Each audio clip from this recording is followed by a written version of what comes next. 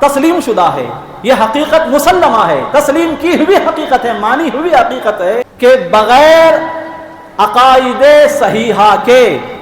اعمال اللہ کی بارگاہ میں قبول نہیں ہوتے۔ اعمال کتنے بھی خوبصورت ہوں،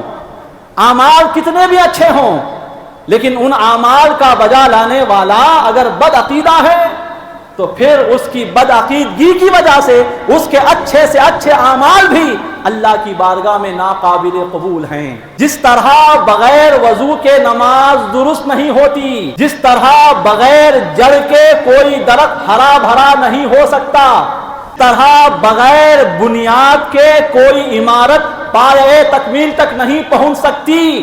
اسی طرح